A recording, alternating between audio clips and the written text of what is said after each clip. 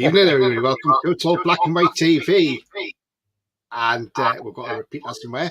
And I'm delighted to say I'm joined by Roly tonight. How are you, Roly? I've been better. Not on top form today, being a bit ill, but nothing cheered me up more than talking about us thrashing the Spurs. And I like your new intro, by the way. This is the first time I've normally sort of come in part way through your show, so I've not heard or seen it before. I think it's a million times better than the last one, which I didn't like, but hey, I like that one. Yeah. I've got a bit of an echo there, so I don't know what's happening. Is it your side, Roly? I have no idea. I've got no echo. I can hear it, so let me just stick you on mute a minute, Roly. That's better, because I can't hear it now, so it must be your side.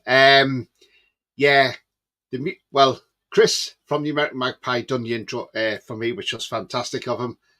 But unfortunately, I got a few copyright warnings for the music that was on there previously, so I had to remove that music, and I put this music on, which I can have as which I've got copyright to. So it's a bit of reggae music, and everybody loves the reggae tune. It's you can't beat a bit of reggae. Anyway, before we get into the show, if you do like what you see, follow Sean the Sheep and do smash those thumbs up, please. That'd be absolutely fantastic. So do give it a thumbs up.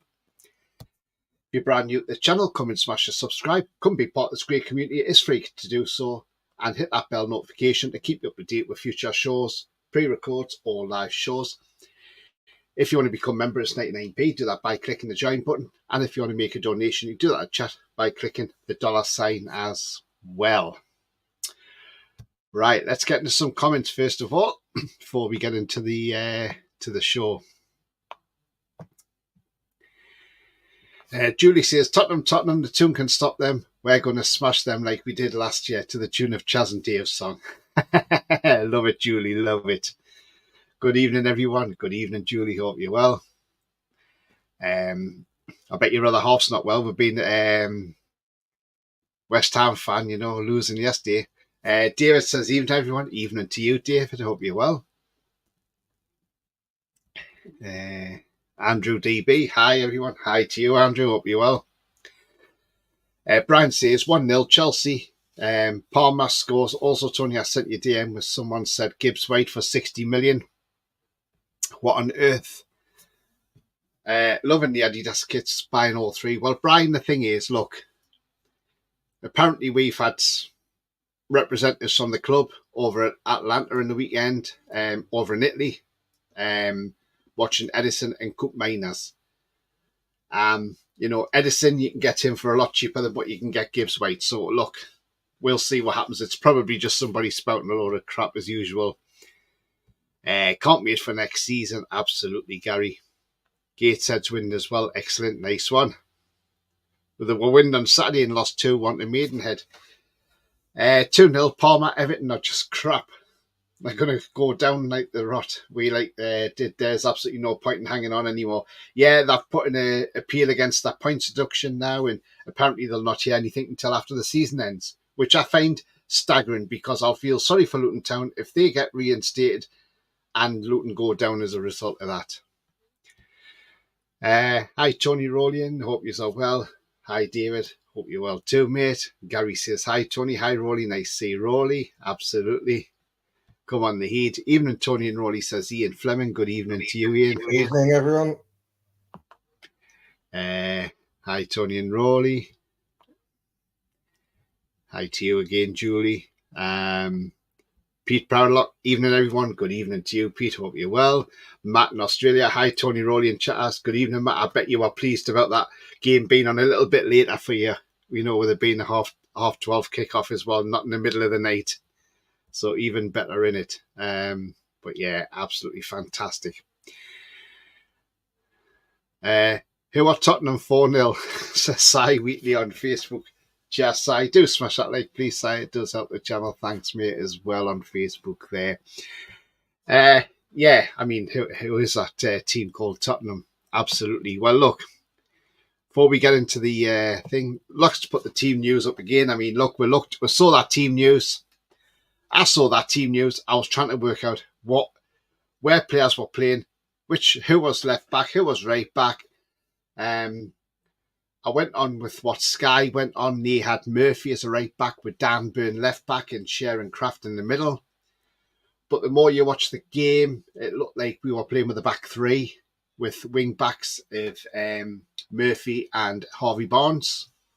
So, yeah, it was a bit confusing. If we got confused, I'm sure Ange Postecoglou was confused as well.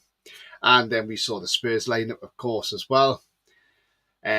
Noting there, Mickey van der Ven, very much hyped up by TNT Sports, by Rio Ferdinand and everybody else. This fast defender who's absolutely been fantastic all season for Tottenham Hotspur. Bigged him up before the game, and probably by the end of the game, probably thought, oh, maybe we shouldn't have bigged him up too much. But, we will get into that one as well. But yes, that was the Tottenham lineup. Look, we started off quite well against Tottenham. Tottenham had chances to score against us, let's be honest. Timo Werner, proving that he is not a Premier League striker. Rubbish at Chelsea, went back to Germany. Yes, he can bang the goals in the Bundesliga. Comes back to the Premier League, and again, he can't hit a barn door. The man is absolutely useless at Premier League level. And if any team has the audacity to take him on, like Spurs, if they take him full time in the summer, then in my eyes, that's absolutely shocking. Roly, give me your thoughts on the game. Timo as well. I couldn't have put it much better than you have about Werner. He's rubbish. He was terrible at Spurs. At Chelsea. Then he went, as you said, to the Bundesliga and did okay there, but it's a different type of league. He's come back and he's been just as dreadful as he was when he was at Chelsea. Can't say much more than that. I mean, I hope Spurs buy him. I hope they spend a lot of money on him. Serve him right. Yeah, absolutely, Roly. And then Madison body checked Gordon. Should have been yellow carded for that, in my opinion. And then when Dan Burn made the foul on Madison, he had the cheek and the audacity to go running to the referee asking for a yellow card when he should have been yellow carded before Dan Burn. And it was embarrassing the way he was running around the referee, trying to get the referee to book Dan Burn. And I thought, how dare you, Madison? How dare you? Because you shouldn't even be playing in this game. You should have been banned for this game after your punch in the last game. So, he shouldn't even been playing. Your thoughts on that, Roly? The Madison foul on Gordon, that was a yellow card, and the way he went on about Burn. It's a yellow card all day long. Burns should have been a yellow card because he did drag him back, but it's nowhere near what Madison got off. He's got a cheat to be complaining about that. But at the end of the day, it didn't really matter that he didn't get the 2 yellow cards he should have done because he was anonymous on the pitch anyway. I wasn't even sure he was playing. So maybe he realised that he should have been banned for this game and decided not to play. Yeah, absolutely. Gary's saying here, Tucker Gibbs-White is just more nonsense. We need to sign players in the summer when they'll be the standard of Isak, Bruno, Gordon, Botman, not someone who's pretty good on their day. Absolutely. Look, we want to be that elite club. And there's a lot going around on Twitter that Lloyd Kelly's signing. Now, the thing is, how can they go out there and say that's a done deal? Because it can't be a done deal because the transfer window's not open. Yes, he'll be on a free. The only way you can talk to players on a pre-contract agreement who are out of contract or when your players are abroad, not in your own country. So when all these people come out on Twitter saying, we've got Lloyd Kelly over the line. No, we haven't. Somebody's just put a rumour out there. That's all it is at the end of the day. But I would be happy if we went out there and brought Edison in. The only problem I have with Gibbs White is the price we'd have to pay. He's a young player. He's a similar age to Gordon. He's got bags of potential. He's playing well for Forest. With Eddie coaching him, he could turn into Anthony Gordon 2.0, and it's 3-0 at Chelsea. Cole Palmer. Just lob. Patrick. Just lob tiny arms from way in the Everton half. But, should we have signed him in the summer, Roly? Cole Palmer? Well, where would he play? Because I wouldn't change him for Anthony Gordon or Harvey Barnes. It could be a rotation player. Or oh, it's even funnier because T-Rex came out, gave the ball away to Palmer, who's just at the edge of the D, takes a couple of steps forward and then lobs it in. Excellent. Yeah, but so I do like Gibbs White. I wouldn't have any problem with him being at the club because he's 21, 22? I think so, 22, 20. Yeah, he's 22, I think. Yeah, because he was in the under-21s with Gordon last summer. So he's 21, 22. So it's a good age. You can see he's very direct and he's a very good player. It's not elite, but he's got the potential that he may get there. Yeah. But the thing with Lloyd Kelly, we need cover at left back. And Eddie likes players that are versatile, can play more than one position with him. If we had to pay a fee for him, I'd be, I'm not sure about that, but on a free, I mean, if you get him, it means you can let Dummett go because he's a vast upgrade on Dummett. When you look at our starting 11 and then half of the players that we've got out, we've actually got some decent depth if everyone's not injured at the same time. So that would be getting rid of Deadwood and Dummett and replacing with someone that is better, not going to break the bank, and he's not going to be necessarily a regular starter, but can be in the rotation, play the cup games, and spell people when we need to rotate, because we are going to be in Europe next year. Gary says, Tony, I have a bit of an echo on you, mate. It's not me, it's Roly said that it's got the echo on, but we'll just have to keep muting Roly. 3-0 says Ian, Jesus Christ, Palmer hat-trick, 30-yard screamer.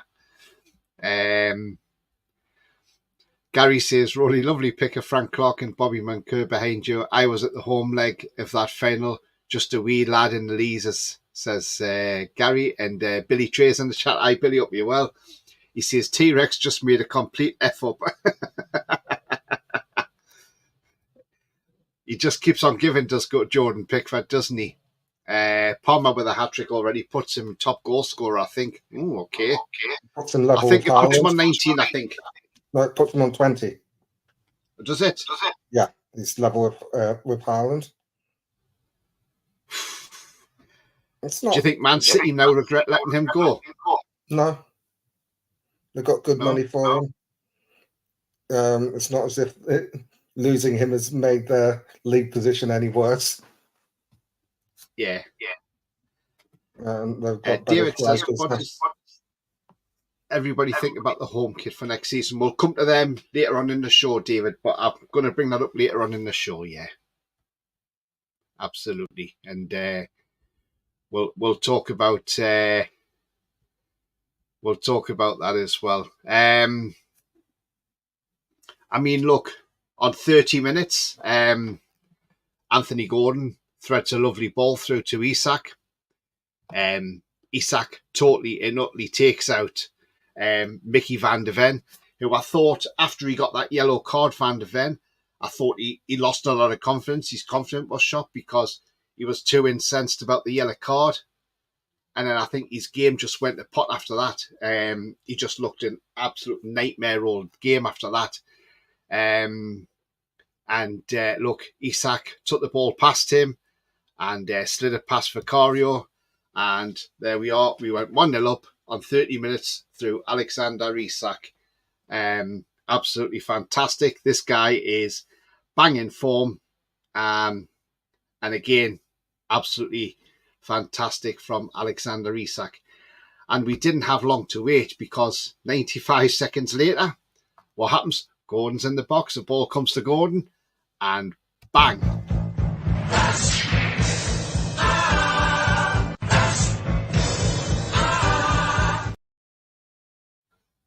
Yes, so Flash Gordon scores a second goal for us. And what a season Gordon is having, by the way.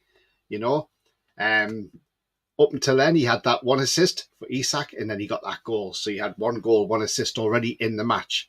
And we'd only barely played 32 minutes. So we were 2-0 up. Roly, Isak goal and Gordon goal. Fantastic.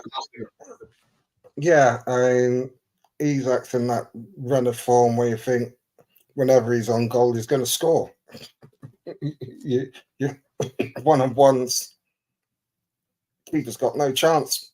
It's just, I mean, he's not the best out-and-out striker in the league, because that is Haaland, but I think he's the best all-round striker. Because he'll score almost as many goals as Haaland, and he can do more. Haaland's that fox in the box. I haven't have got one back. But yeah, it's offside. He is just so cool. His movement. One of the things that I liked about his first goal was when, just before Gordon played the ball through, he looked across and then took a step back into the side to stay onside before the ball was played through, and then went and got it, put Van der Ven on his ass, and then slotted it home. Yeah. And basically, that goal ruffled Spurs, and that's what led to the second, because we were pressing them, and they got panicked, and then the ball was played forward, and Dan Burn, doing his pressing, got there first, and Pedro Porro just thought, I'll just play it back, didn't look, and gave it straight to Flash, and then he had a bit of work to do to take it around the defender and smash it home. 2-0. Yeah. Job's a good one. Yeah, absolutely, Roly. I mean, Ronald saying there, Van der Ven memes are funny as well. I haven't seen many of them, to be fair, but I'll have to have a look. But, I mean, look.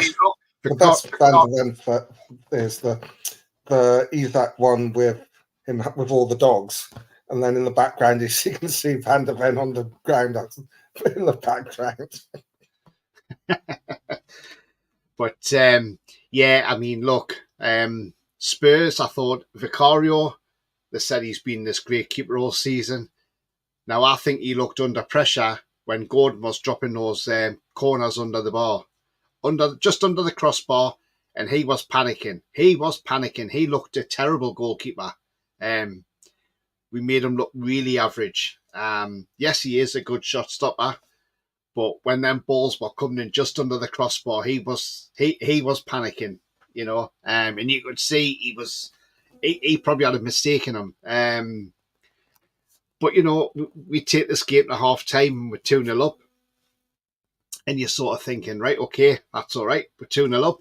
I mean, look, I said before the game started, I'll take a 2-1 win all day, because I thought this was going to be a really, really tough game.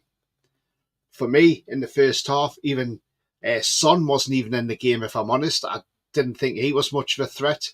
They just didn't see, they just lacked some sort of cutting edge, Spurs. And, you know, I was surprised when I saw the likes of Kulusevski on the bench. And, you know, I thought, because he's been a decent winger for them. And I thought he would have been starting this game. And we know Brennan Johnson's a threat. But again, he had a shot which he lashed over. But other than that, Spurs, I didn't think were going to cause us any problems in that first half. Gary says, I thought the front three going Isak and Barnes was perfect. Thought they'd get through any defence. Scary good. Well, this is what I'm going to come on to, Gary, because look, now, I've been critical of Eddie Howe in recent times, okay? And I'm not afraid to say I've been critical. It's not to say that I've wanted Eddie Howe out or sacked, but what I'm saying is, why I've been critical of Eddie Howe is because I've been critical of the team selections, because he's been baffling me with these team selections. Not only the team selections, but then also the substitutions when he's making them, the timings he's making these substitutions. Sometimes he's been making them far too late when there's no chance of getting back in the game. Now, on Saturday, as soon as I started watching that first half, I thought straight away, hang on a minute, we've got a good mix here up front. Now, going forward, after Saturday's game, now our next game's away at the Palace a week on Tuesday or Wednesday. Now then, I want Eddie Howe to start playing that front three of Gordon on the right, Isak in the middle, and Barnes on the left. I want to see that all the time. I don't want to see Jacob Murphy there on the right-hand side. If Livramento or Trippier's fit, they play right back. Sorry, Murphy goes back to the bench for me.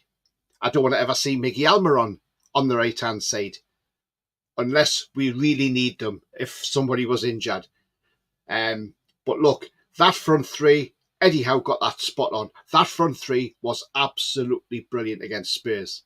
And the thing is, if that front three can stay fit now till the end of the season, who knows where we will finish?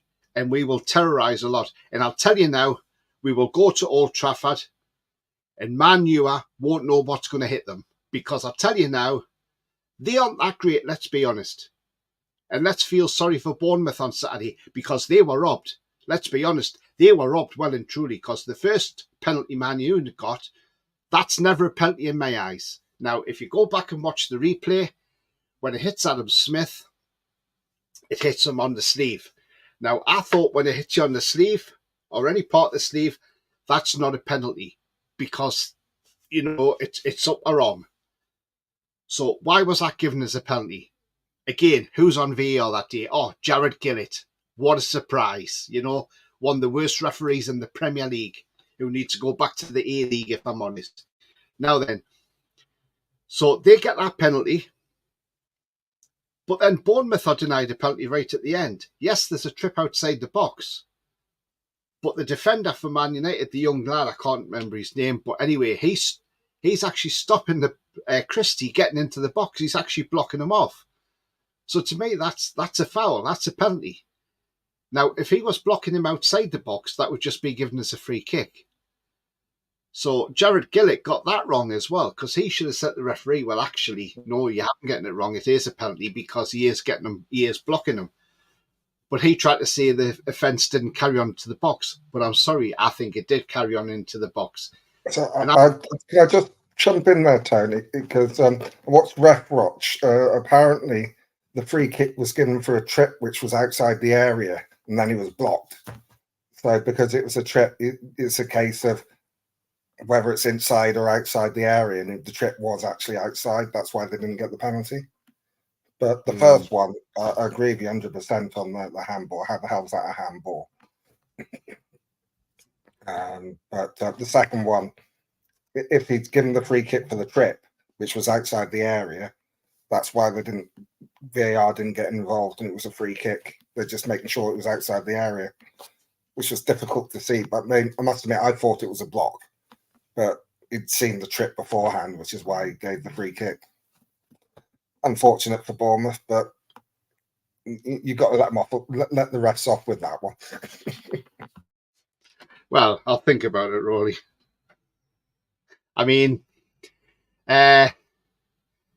Ronald says negativity of many before the Spurs game, and now we got how ball. My favourite player since Peter Biazzi is what Bruno says. Paul Gardner, absolutely, Paul. Well said. More like Figo Ven says. Julie J. Bias says Uncle Roly. Hi there. Gary says Spurs were ineffective because we marked them out of the game. Absolutely. I mean, look, you know, he took Son off early in the second half. When he took Son off, I just thought, what on earth is he doing? You know, because you know, taking Son off was I just thought that was a bit of a silly move from him. But you know, there was far worse players on the pitch than Son was. You know, but again, if that's what Postecoglou wants to do, then let Postecoglou do that. But anyway, 6 minutes at the second half, we do get that third goal. And what a beautiful ball from Bruno over the top there. Beautifully weighted pass. Isak, not even offside because he's in his own half, and you can't be offside in your own half. So Isak was clever. A beautiful ball from Bruno over the top, gets onto Isak. Isak takes Van de Ven out the game yet again and puts it past Vicario into the back of the net. It is 3-0.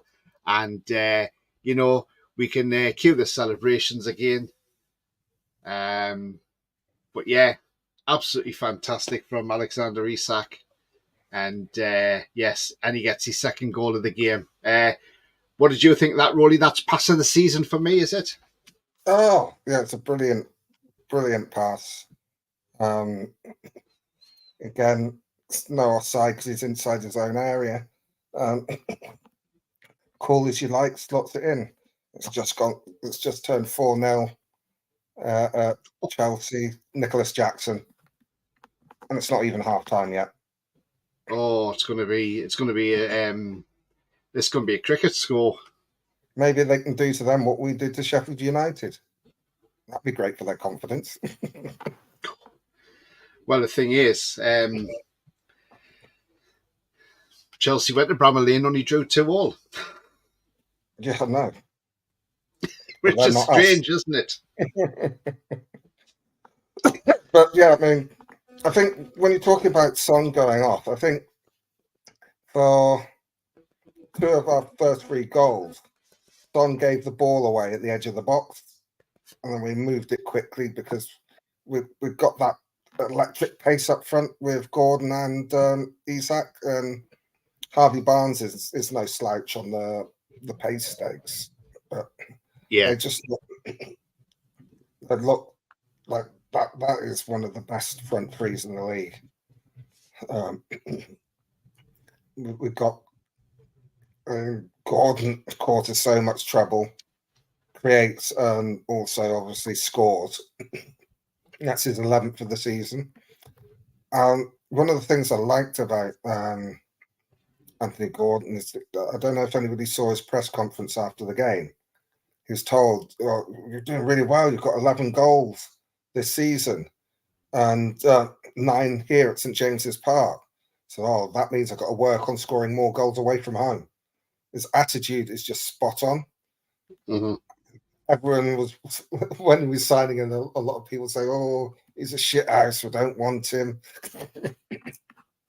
And he showed how committed he is at the end of last season when he said that he wasn't fit enough, he struggled, but he's going to really work hard in the summer, and he's going to the under-21s, and he's going to really work his socks off to be the player he needs to be. And he was true to his word. Yeah. And the improvement from last season, the second half of last season to this season, has been tremendous. Yeah. I mean, I think the only bigger turnaround in form or improvement that I've seen in recent years is Joel Linton when he moved to midfield. Yeah, absolutely. But yeah, I mean, look, we continue to press Spurs. we got corner after corner. Yes, okay, they had the most possession in the game, but as I've always said, possession does not win you the game. Scoring the goals, putting it in that onion bag, that wins you games, and that's exactly what we did. Okay, some of Anthony Gordon's corners weren't the best, but it doesn't matter because he was putting them in there. And look, to get one right, one came over on 87 minutes, and who was there to knock it in with his head? Well, it's only one player, Fabian Schär, guy who's on form, probably one of our best centre-halves this season, if not the best centre-half this season. He's been absolutely magnificent for us. Got an eye for goal. He scored some great goals against PSG. We've seen the crackers he scored against Burnley in the past, and Forest, the two carbon copy goals. But look, what a player he is. He can ping a ball as well. Absolutely fantastic. If this guy doesn't start for Switzerland in the Euros this summer, something wrong with the Swiss manager. But, up he pops, gets the header into the far corner and gets his customary goal.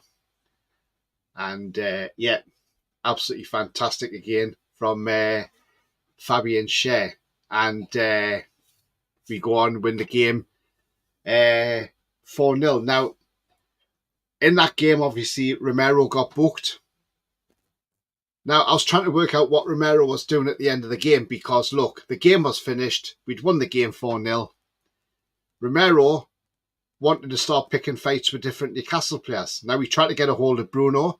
Now, whether he was trying to get Bruno booked, which would have meant Bruno would have missed 2 games. And that's where Dan Burn stepped in and said, no. And then he tried to have a go at Dan Burn as well. And then I think it was Graham Jones stepped in. And he just seemed to be going at every Newcastle player, Christian Romero. That player is an absolute bellend. Let's be honest, he is. He's one of the worst players I've seen play football. And his attitude absolutely stinks. The referee should have sent him off at full time. He should have given him a second yellow and said, there you have a red card. Because that guy is an absolute bell, isn't he, Roly? Yeah, I mean, I didn't notice too much of it because I was still sort of cheering the win. But I did see Bruno getting upset and thinking, get him away from there so it doesn't get booked, because it can get booked after the final whistle. And Dan Burn managed to drag him away, and he avoided I wasn't able to actually come in the chat before the game. I was listening to it, and everyone was going, if Bruno gets booked, should he get a second one so he only misses 1 game? And I was thinking, because I was driving it, I was thinking, he's not going to get booked. He's gone 10 games without getting booked. Why is he going to do something to get himself booked so he misses 2 games? Yeah. And he's been just as good without all the silliness that's been getting him the yellow cards. Apparently, Eddie said that when he got his 9th yellow card, he said, you have to calm it down because you're too important. We don't want to miss you. He told him that I'm not going to get booked again. And Eddie didn't believe him, but he managed it. And in some ways, he's been a better player for it. His discipline's been a lot better. So, yeah, it's all good. But, I think you're doing Anthony Gordon a little misservice with his corners. I thought most of them were good. But your point I didn't say they were bad, Roly. I just said that's what some people were saying. These corners weren't that great. I didn't think he'd done too bad with them. I thought most of them were really good. Yeah, and it was nice to see Livramento get some minutes as well. And, and if I'm honest, and this isn't in a bad way, but I don't. Yeah, he seems to have had a bit of complications with his calf, which seems to be the norm with our players. But you're saying about the Spurs keeper being so nervous and terrible at the corners. I think part of that was because of the delivery was good. And part of that is Spurs are notoriously bad at corners. Spurs think, but if you watch some of Spurs games, he's never been tested like that under the bar. And that's what I'm saying, Roly. He was Oh really yeah, tested on Saturday, and it's the worst he's had. And because he's had it too easy, that's the problem.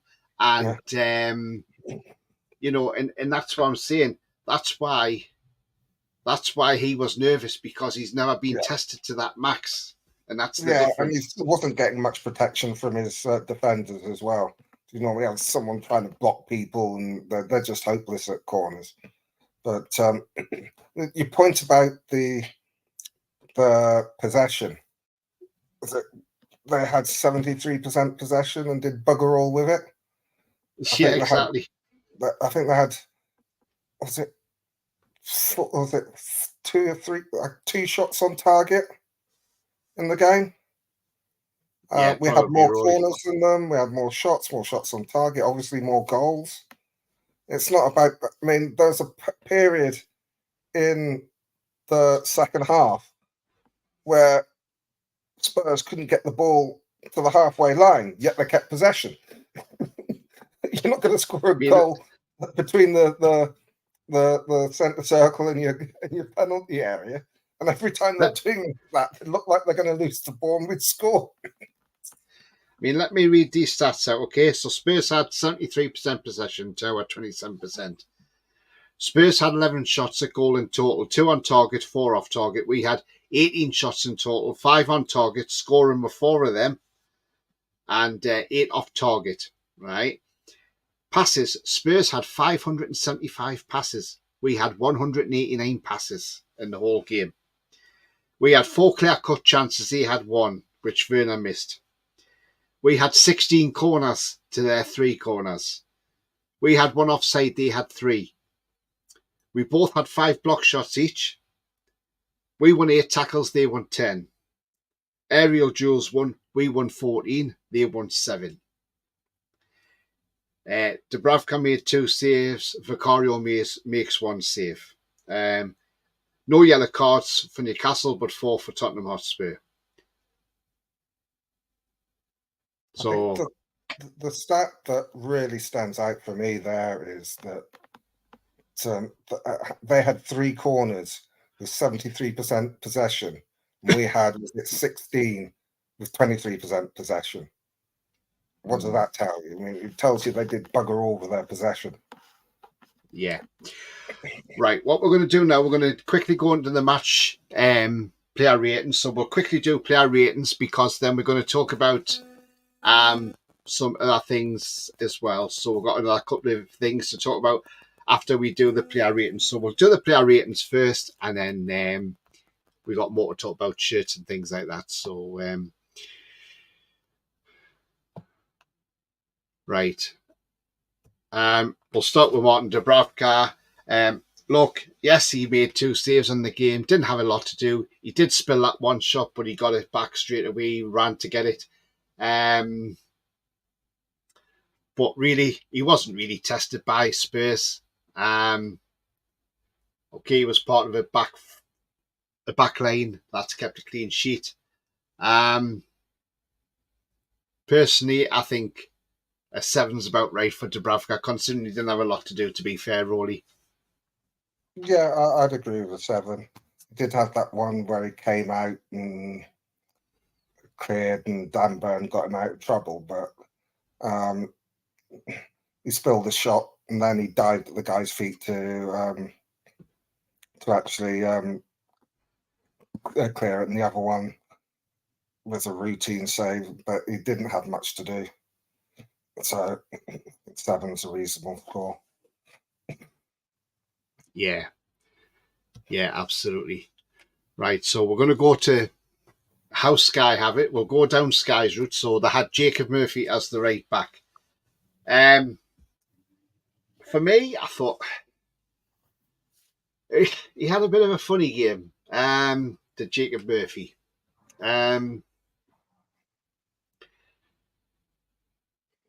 Obviously, he wasn't playing further forward than he normally does.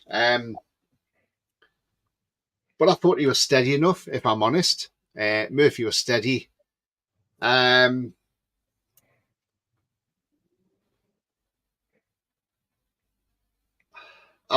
Look, I'm going to give Murphy a 7. I think that's about fair enough for Murphy.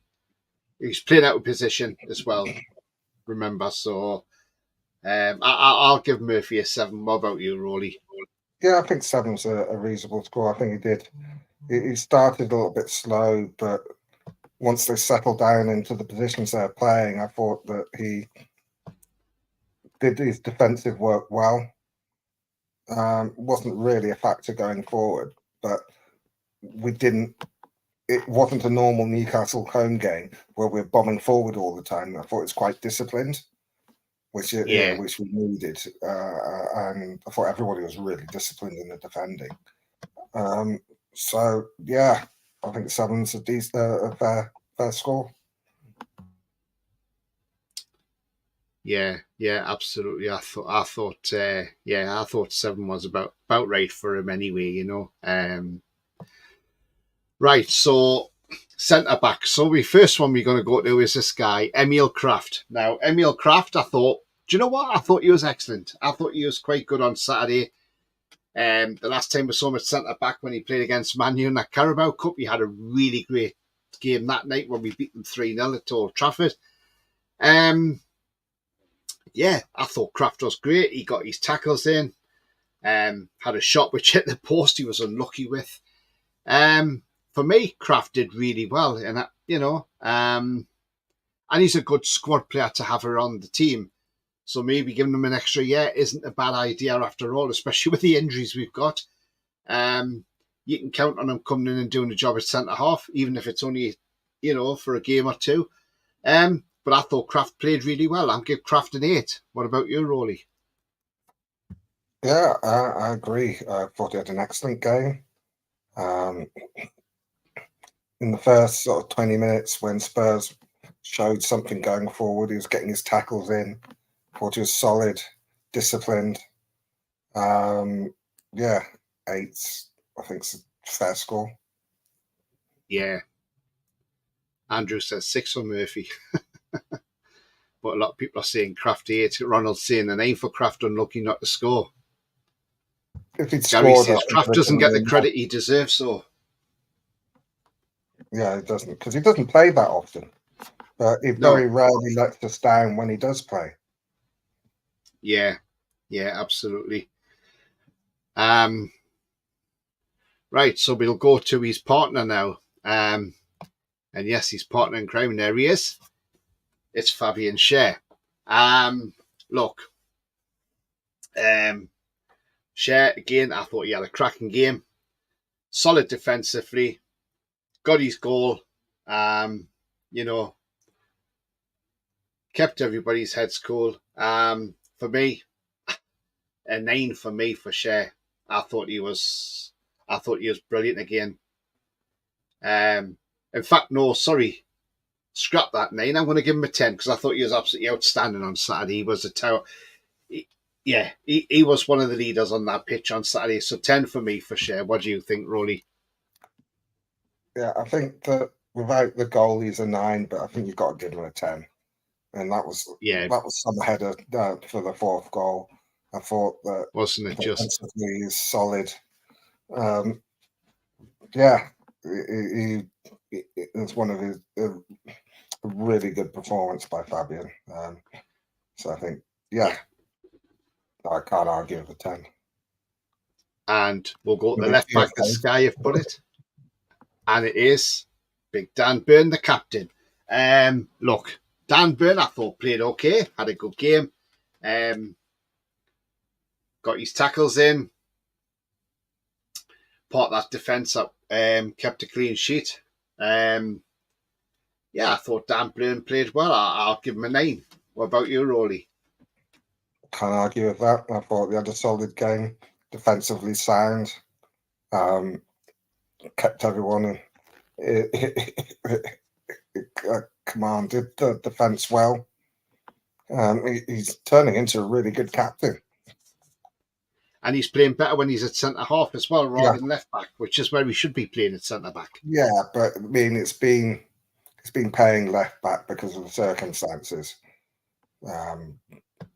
With the injuries and stuff, that's why it's been paying left back.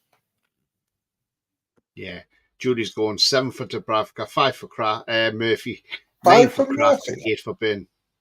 I think you're being hard on Murph there. 10 for Byrne, says Andrew, and a 10 for Share. Julie says 10 for Share. Dan Burns reborn and centre back. Well, that's where he should be playing anyway, Gary, shouldn't he, really? Lee says 9 for Byrne. Great seeing him doing sign language for the kids as well. Yeah, absolutely fantastic from Dan Byrne, that as well.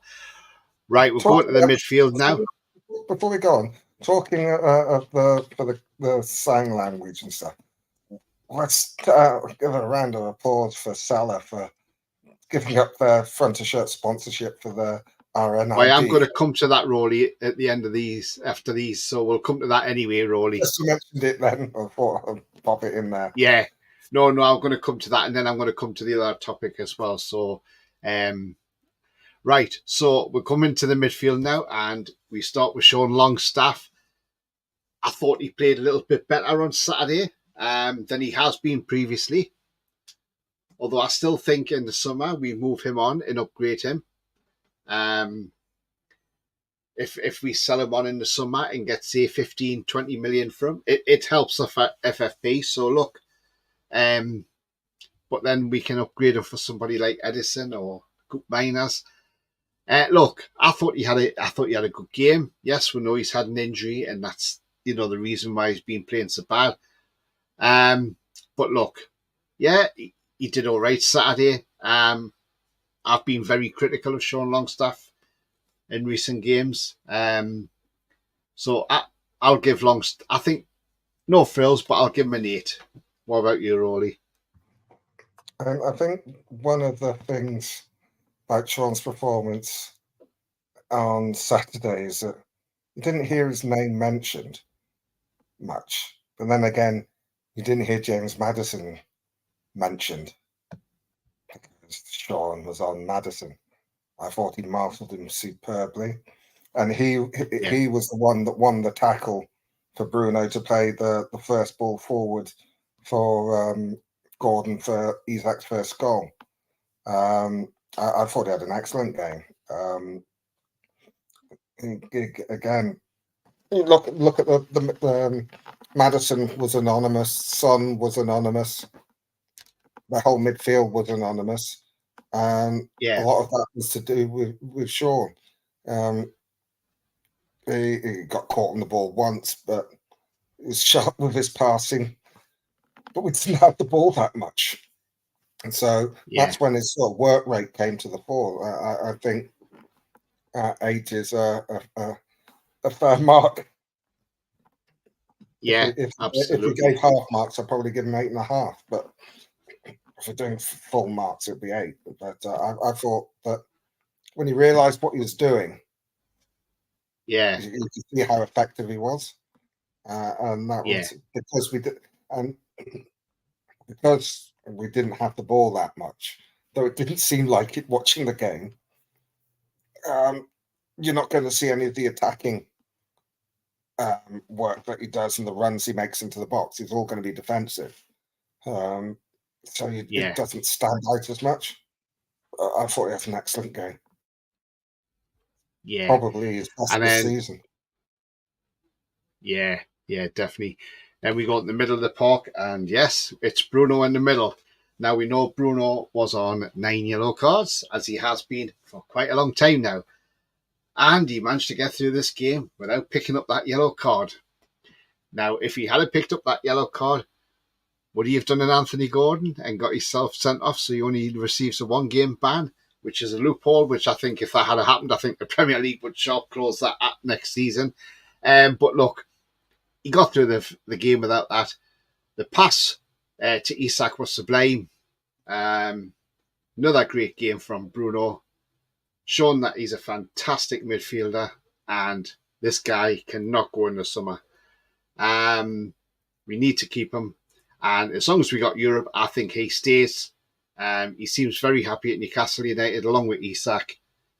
And look, if we're trying to be a project, we're trying to be an elite club, you do not let your best players go. You keep your best players.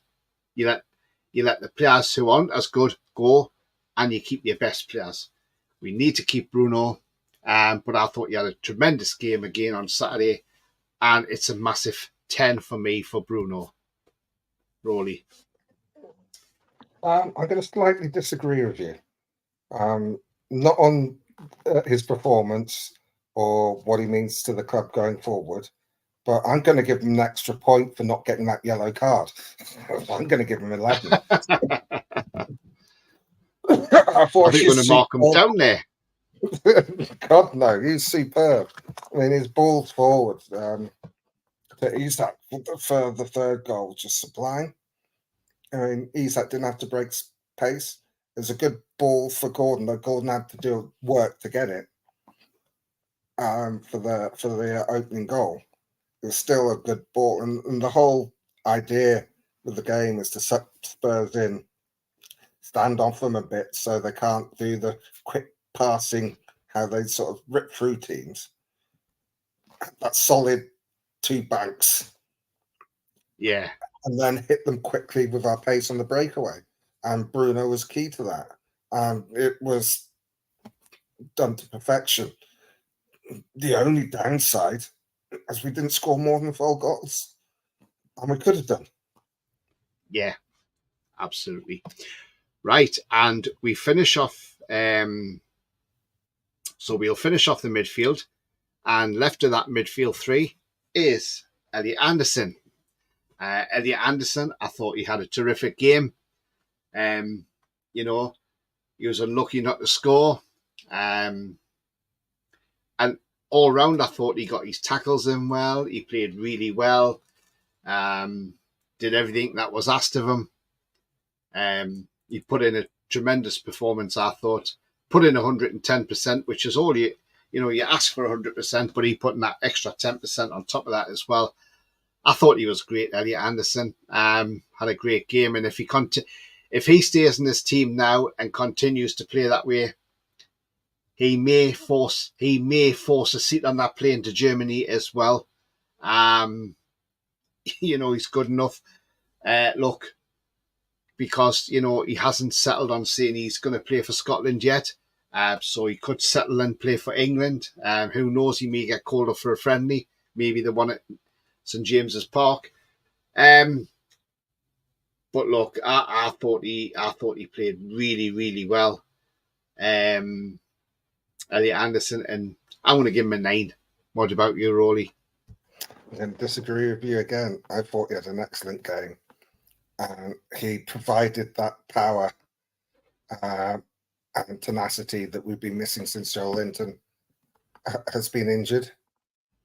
There's that battering ram that we've missed. I thought he had an excellent game.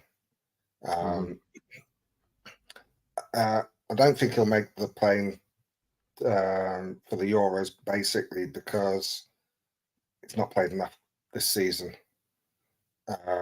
We've only seen him a few minutes since he's come back, and this is the first game which he's really started and had a decent run out. So I don't think he'll make the plane, but I think he's good enough. He's got a little bit of pace about him, but he's got that tenacity and that power that Joe Linton brings that our other midfielders don't. I'm going to give him a 10. I thought he was outstanding. Yeah, I thought he was good as well. He was brilliant. Got around the pitch well, and yeah. Right, let's start with the front three now. And first one on the list is, well, there he is. It's Anthony Gordon. Yes, Anthony Gordon. Now, we'll keep running out of things to say about this guy because, look, he just keeps playing well after game after game. So, look, he's been excellent this season. Now, I did say last year when people were doubting signing him, I did say on my video, give this guy a chance. He's a rough diamond. He might need smoothing out. And by God, was I right. I said, this guy will come good. And I said, you might not see it this season if we sign him, but you'll definitely see the fruits of it next season. And by God, have we not seen it. I mean, look, he went to the Euros under 21s, got player of the tournament, come back. Eddie Howe wanted him to have a rest, and he didn't want to rest. He wanted to carry on. He wanted to play because he wanted to prove himself. He had the bench he was on the bench against Sheffield United when Harvey Barnes went down with that injury, and he came on, had a tremendous game, and hasn't looked back since. I actually say, and some people may disagree with me, but I think he's miles ahead of Marcus Rashford at this time, because Rashford, for me, is not a great player. And if you look at the stats for Rashford, I read these stats out last night on John Sinclair's show. Rashford is miles behind where Anthony Gordon is. You know, he's got a hell of a lot less assists than Gordon. He's got less goals than Gordon. Gordon's got a lot more ball recoveries per game than what Rashford has. It just shows you Rashford doesn't track back as much. Rashford's a lazy player. So for me, look, I think he was tremendous. 2 assists, 1 goal. Absolutely brilliant. And I give Gordon 10 out of 10. And I also give Gordon man of the match. I know Isak got man of the match Saturday, but I think Gordon was tremendous on Saturday. You know, he's really matured. Everton fans all said, Gordon, he's a championship player. He's not good enough in all this. Well, I tell you what, Everton fans, I hope you're eating your words now, because I tell you what it is. Anthony Gordon is proven to you that he is a great player. It's just that your club never showed it, and that's the problem. The coaching at their club was abysmal under Frank Lampard. He's not a great coach, Frank Lampard. He never will be. He needs to stick to his adverts on the TV for QuickBooks, because that's the only thing he's pretty good at. Other than that, he ain't good at coaching. But for me, Anthony Gordon, 10 out of 10, man of the match, and definitely has to have a place on that plane to Germany, as Anton Deck would say, a place on the plane. But if he doesn't get a place on the plane, then Southgate, something seriously wrong with your head. Roly, your thoughts? I think one thing that people have missed about Anthony Gordon, or don't mention, is actually a really clever player. Yeah. I mean, you look at some of the penalties he's got for us, the way that he's got that sharpness of thought. I can get back and get in the way. And then he's got to foul me, and that gives us a penalty. He's won us loads of penalties like that. Again, his pressing was excellent, and he was so alert for that back pass, that bad pass from Pedro Porro. He was on it like a flash. Excuse the pun. And he levered it home. I think he's argued. I mean, the argument is there that he's been our player of the season. Yeah. Again, I thought he was outstanding. A goal and 2 assists from a winger. Can't really ask for more than that, can you?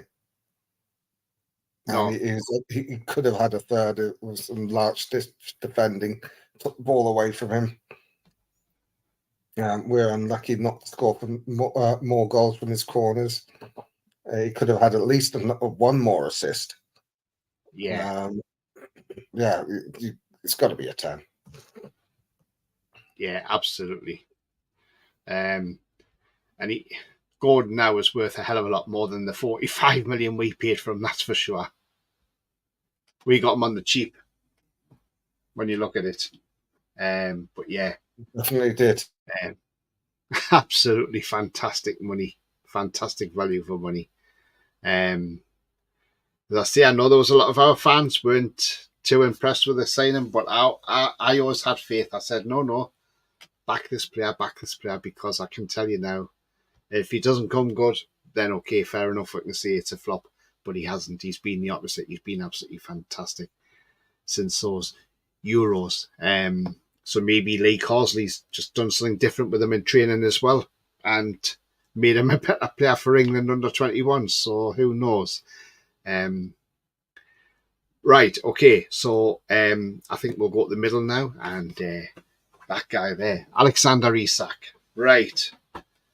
Well, what do we say about this guy? I mean, look, he's starting to show us what a great player he actually is. You know, he's just banging the goals in for fun at the minute, isn't he? His pace is catching teams out. He's got blistering pace. You know, he's a clever player as well. He's not your out and out striker, but he can drift out wide and come back in. Yes, he's had the injury problems, but but now we're seeing the fruits of a fully fit Alexander Isak, and that's why a lot of clubs are interested in him. But the problem is he does not go anywhere because he's staying with us, because he's happy at Newcastle United. He's already come out and said he's happy at Newcastle. He got his 2 goals on Saturday and took his goal tally in the Premier League to 17 goals in 24 games. Now, in that a few seasons ago for Sociedad, he did score 17 goals in 34 matches, which is a 1-2 ratio. He's better at it this season. But Isak, absolutely fantastic. And if he can stay fit now till the end of the season, brilliant. But for me, Isak gets 10 all day because I thought he was terrific again on Saturday. Roly. Well, I mean, what can you say about this man? He reminds me of that 1958 film, Ice Cold is Alex, because he's so cool in front of goal. Both of his goals, you knew the ball was going in the back of the net the moment he'd got free of the defender. You knew he was going to score. There was no two ways about it. Yeah. Yeah, he was unlucky not to get a hat trick or 4 goals.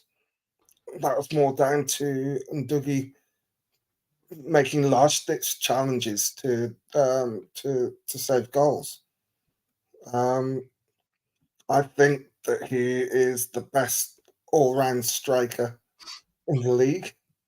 I wouldn't say he's necessarily the best finisher or the best sort of number 9, but as an all-round striker, he can do it all. He can score goals with his head. He's got that silky skill. And he put Van der Ven on his ass.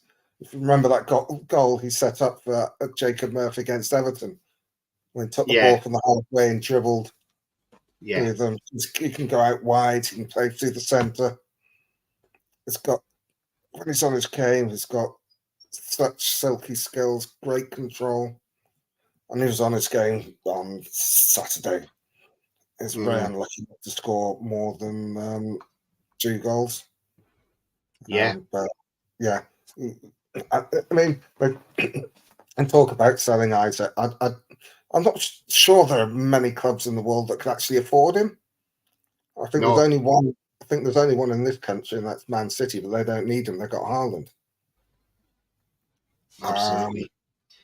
And you don't sell a striker of that quality, because you sell anybody else, and I do include Bruno in that. Before if you're only allowed to keep one player at the club, you keep Isaac. And it's like, I know we didn't win anything with Shearer, but you don't sell an Alan Shearer because he is that good. And if he can stay fit for all of next season, he's going to get he'll get 30 goals. I reckon he's going to. Yeah. I reckon with the games we've got left, I wouldn't be surprised if he gets close to 25 goals this season. Don't forget, we've got to play Sheffield United at home. Exactly. Yeah. And he only played about 20 minutes against them at Bramall Lane and scored. Yeah. Okay, so completing the starting 11 was Harvey Barnes. Again, I mean, look, I was critical of him a couple of weeks ago against West Ham. Sorry, not West Ham, sorry. Anyway, I was critical of, I think it was last week against Fulham, wasn't it, when he played and he sort of faded off in the second half. But look, no, against Everton, sorry, that was.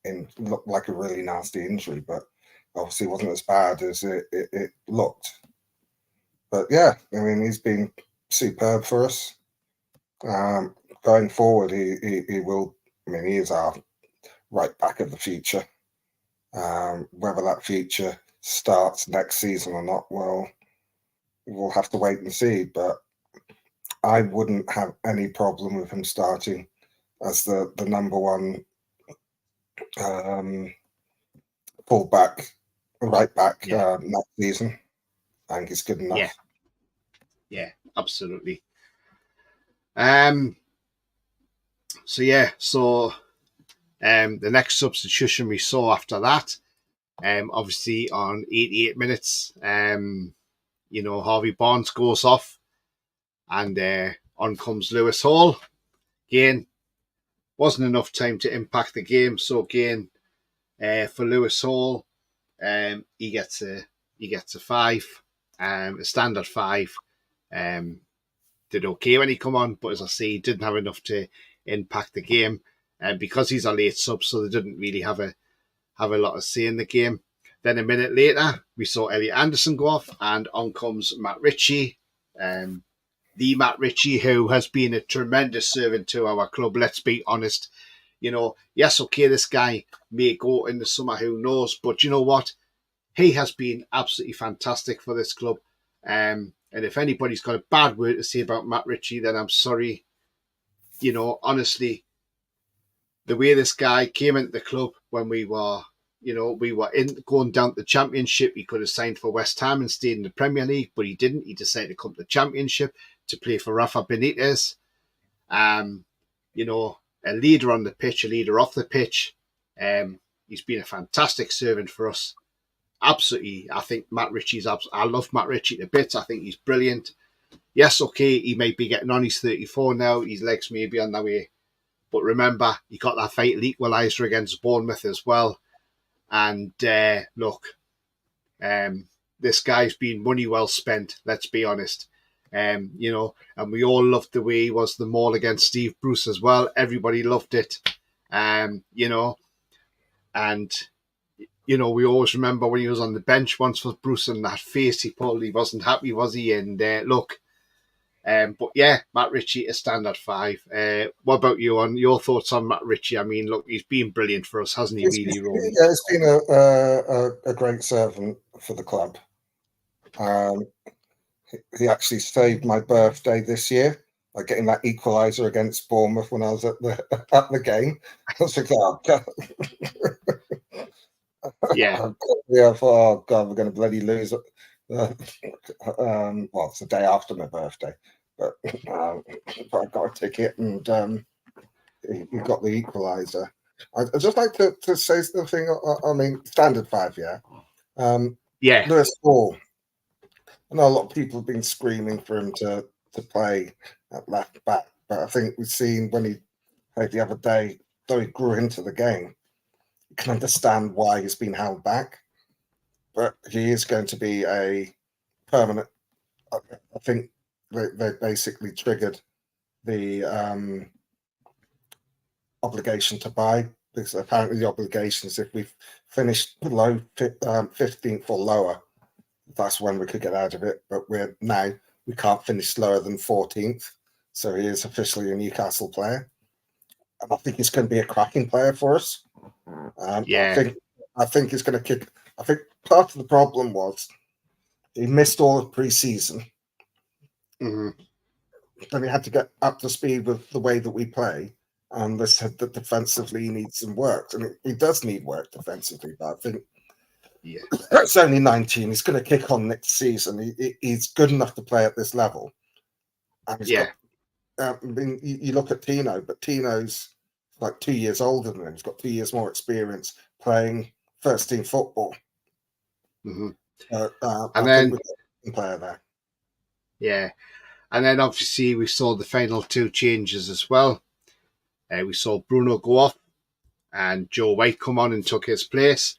I think he just took Bruno off just to stop him getting that yellow card.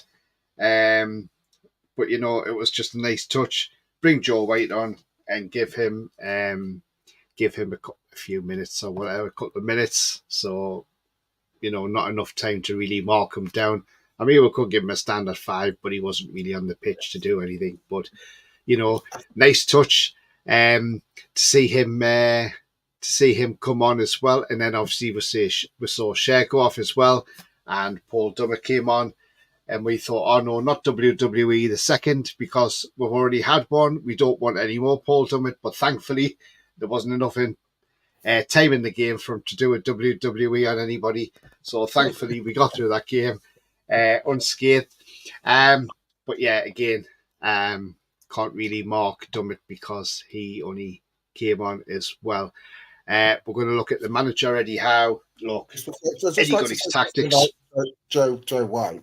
It's going to be interesting to see what happens to him next season, because obviously he's come back from his loan spell, which seems to have gone well, and he's been given some minutes.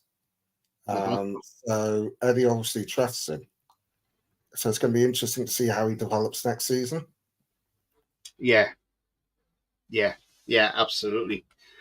Eddie Howe, look, got his tactics spot on, got that front three right. I was happy with that. That's what made me really happy. That front three, I thought, played really well together as a unit. The whole team played well, but that front three was the most important cog in the system. And that is the way forward now, as Eddie is pointing as well on the screen. Eddie Howe, I give you a 10 for that, because I can't mark you any less than that. Do you agree, Roly?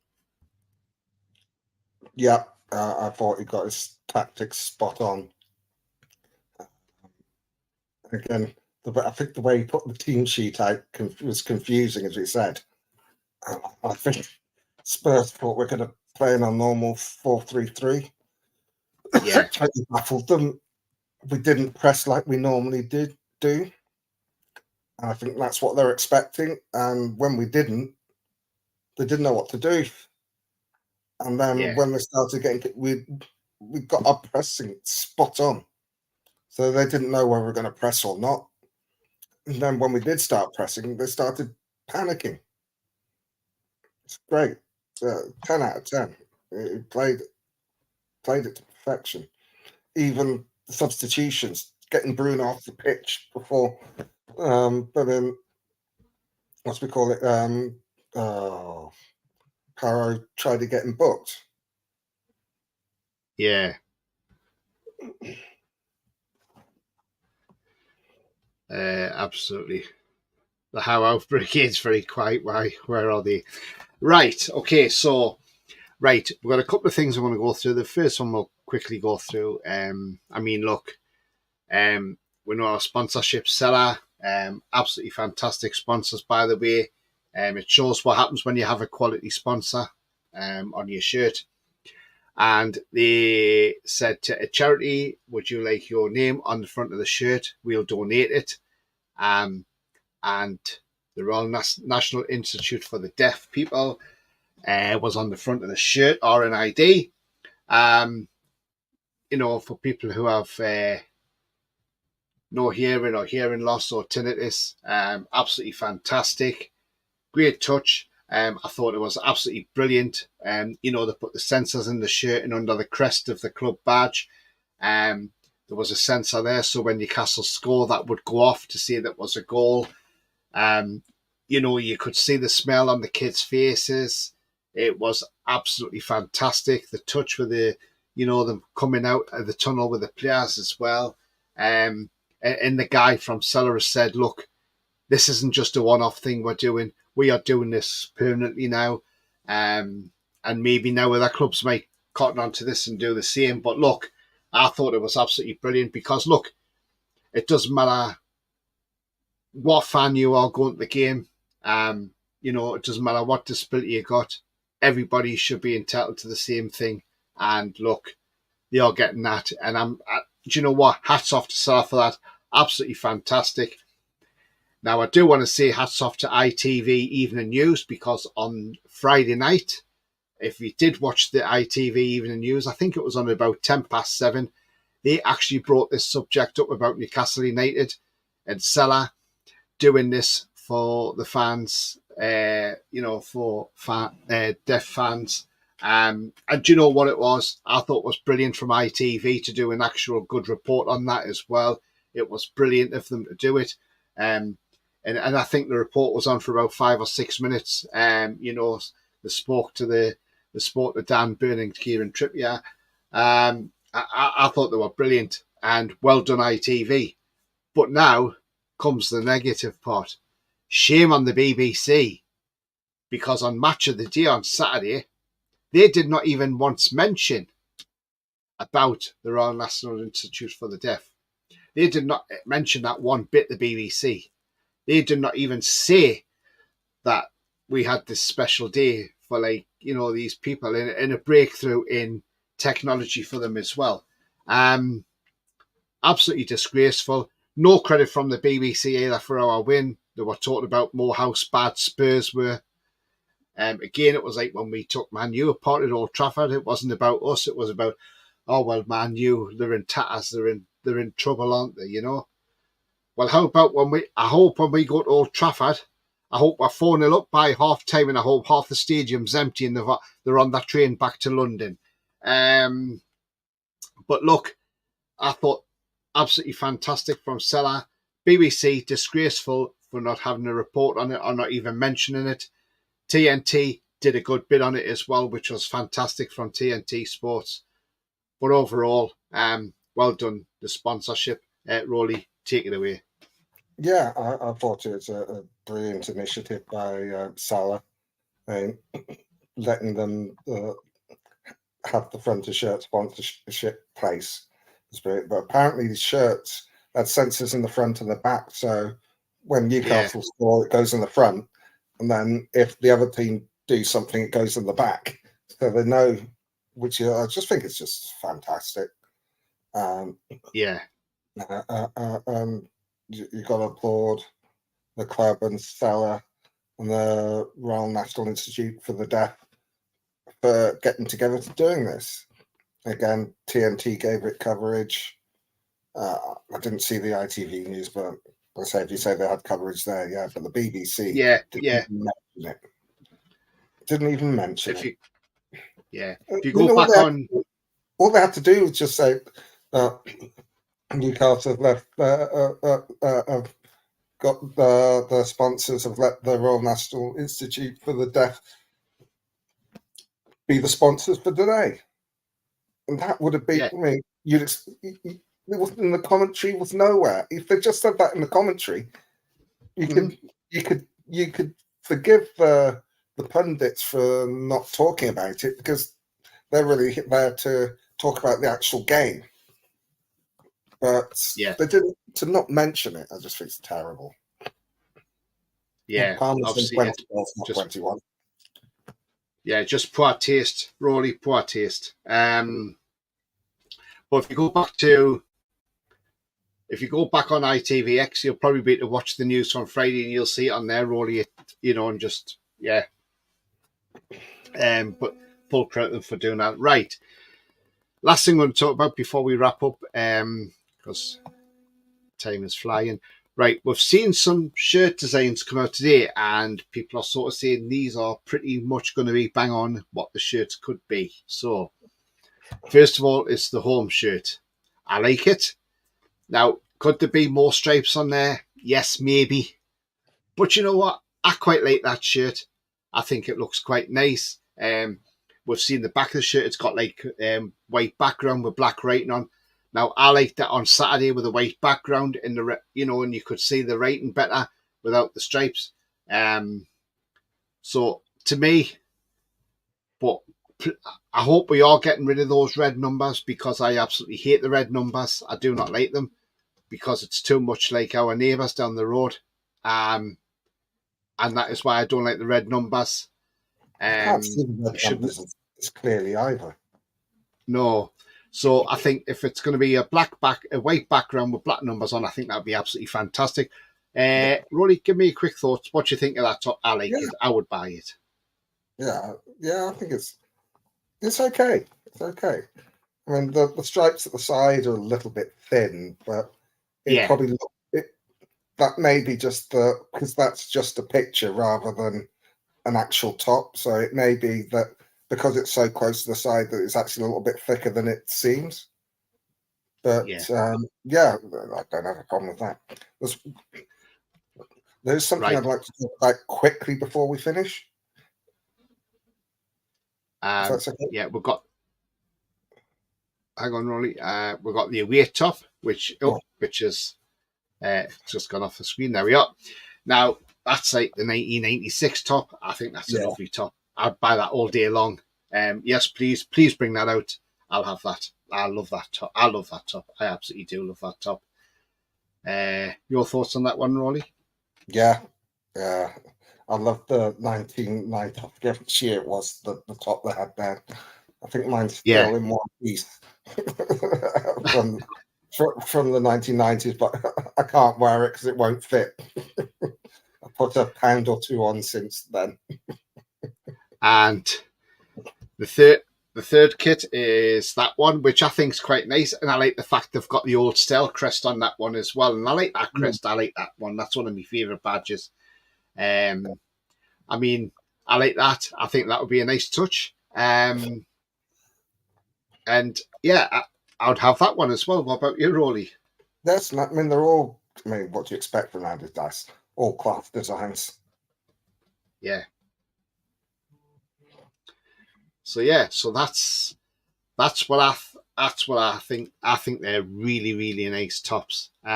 Just going to go into some comments to see what people are saying about the shirts, because some people might like the shirts as well. Ronald says Gary Link has loud on his salary negotiations, and yeah, we know Ronald. It's not great, is it? Technically, that would be the olds now. Been a great short night, Tony and Roly, getting better all the time. Cheers, Lee. To be honest, shirt is a letdown, in my opinion.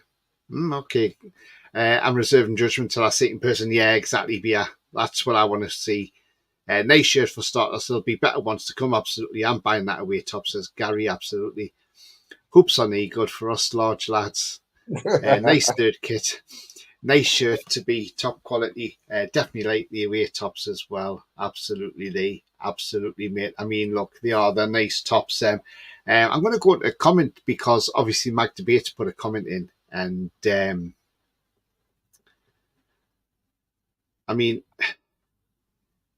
he says, "What about Anderson from Palace and Lloyd Kelly?" I mean, Lloyd Kelly in a free transfer. I think it's not an exciting signing, but I think it's somebody who's there who could step in when we need him. So, and he knows the Premier League. So yeah, I think that one makes sense on your FFP as well. It means he's there for cover.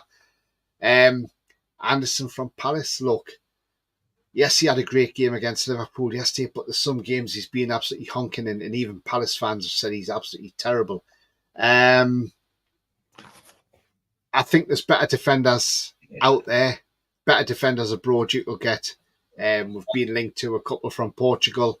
So look, I would say to Anderson, if Anderson's worth about 40 million, and if it was me, I would say, look, pay the extra 12 million and go and buy Inacio from Sporting, who can play anywhere across the back three, left back, right back, centre back.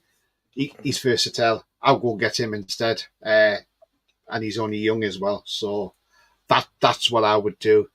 What about you, Roly, quickly on them ones? Kelly, I think on a free transfer, I don't have a problem for the same reasons that you said.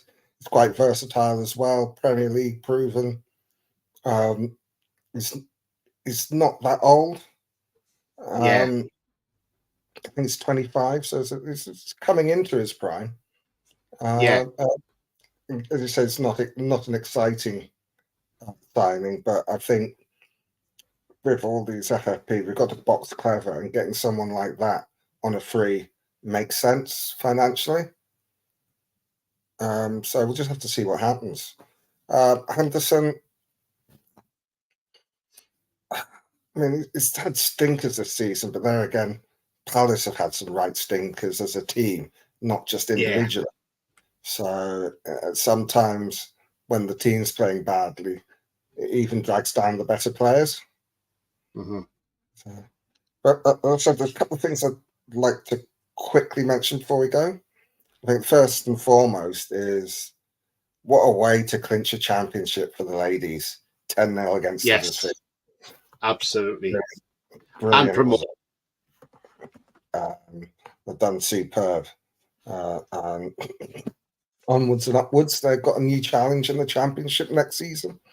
I'm sure there'll be a big summer ahead for Becky Langley because she'll have to get rid of a lot of players and bring in players who are proven at that level, because the players that they've got now, not most of them won't cut that level, unfortunately. I think they've been helped in some respect with some of the ladies that they brought in this season. They brought from the championship, they've come down, so they've got that experience. That's it. The second thing I'd like to just briefly, just a thought for you here. Have you seen Spurs' remaining fixtures? I saw it the other day. Yeah, they've got some tricky games coming up, haven't they? Arsenal, Man City, Chelsea. I think they've got Liverpool, Burnley, and Sheffield United.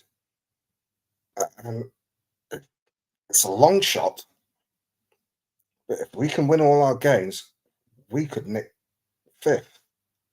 Yeah, we could do. Yeah, it's a long shot. I was thinking, well, Villa had some tough games, but that's out of reach now that they beat Liverpool. Yeah, because after them beating Arsenal, yeah, exactly. Arsenal, the battle jobs have started again. But they're 13 points ahead of us, but we've got a game in hand. But yeah, I think they've pretty much now down 4th place. Good luck to them. But we've still got, it's an outside chance. We've got to do our bit. Yeah. and Spurs have got to bottle it like they did last season. Yeah. It seems to be that North London have this bottle gene in them, like to bottle it. So those games that we've got, Roly, all of them are winnable games. Exactly, that's what I'm saying. I don't fear anyone that we're playing. Yeah. Even though we've only got 2 home games left. Man United are shocking. Palace, I mean, Liverpool really should have beaten them. They just didn't finish. I mean, they could be still playing today and they still wouldn't have scored. They were that bad in front of goal. Palace had sort of like 2 chances and scored with one of them. We've got Brentford, who are a decent side, but no great shakes. Got Burnley and Sheffield United.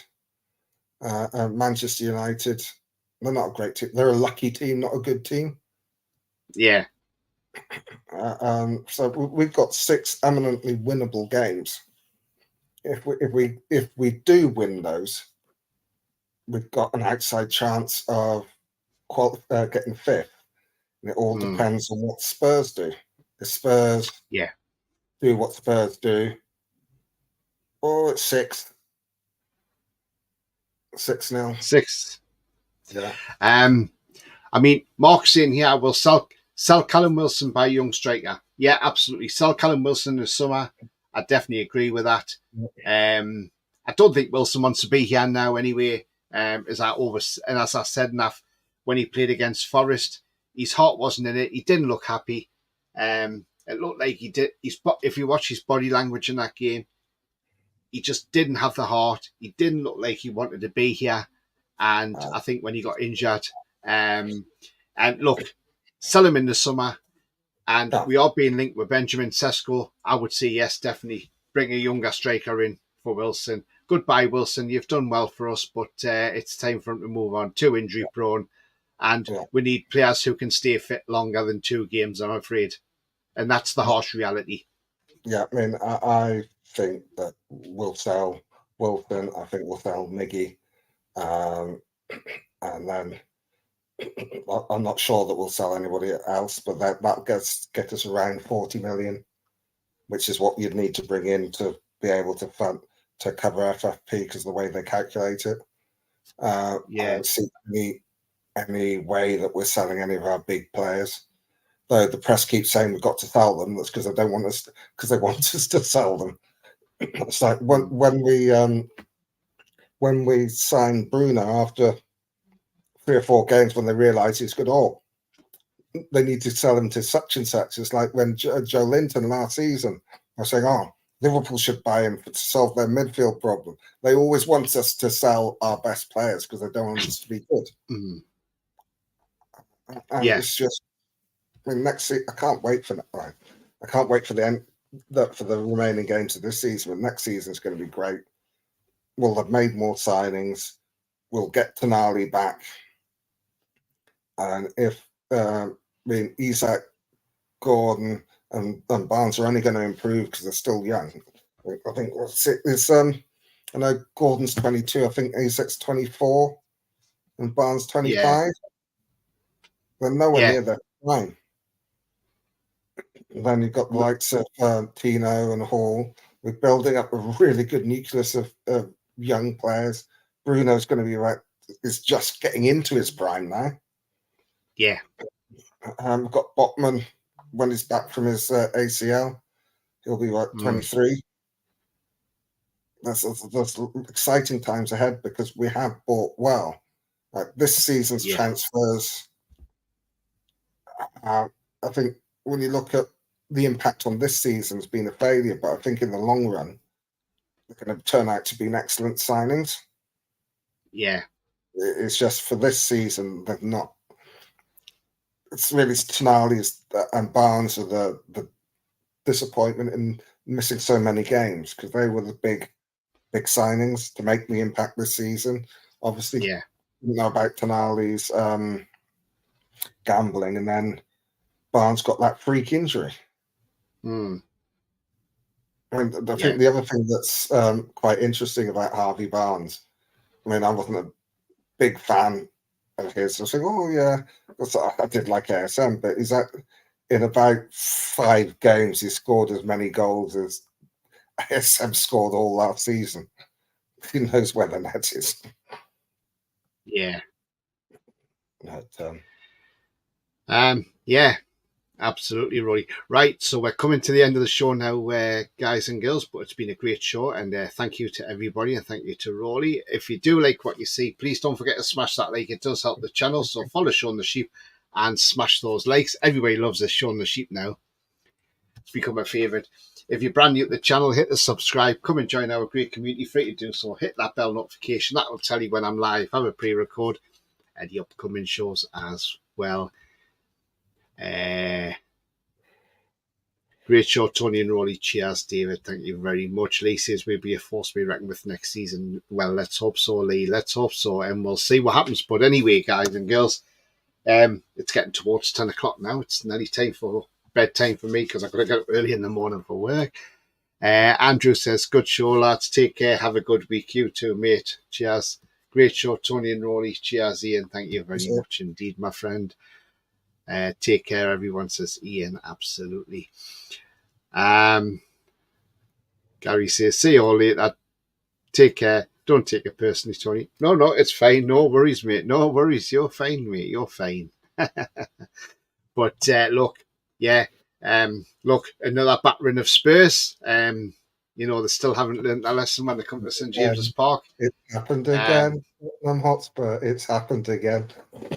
It is. It's happened again. But yeah, another win against Spurs. We now have a little bit of a mini break. But look, let's come back, hit the ground running, go down to Selhurst Park, go and beat Palace.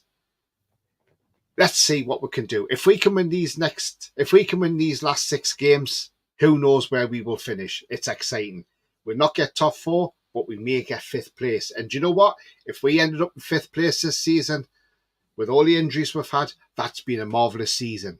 So let's let that one sink in, and it's going to be a terrific end to the season. Life, as Ronan Keating once said, life is a roller coaster. Well, life might be a roller coaster, but being a Newcastle fan is definitely a roller coaster. And I've got one message for Jordan Pickford before we go.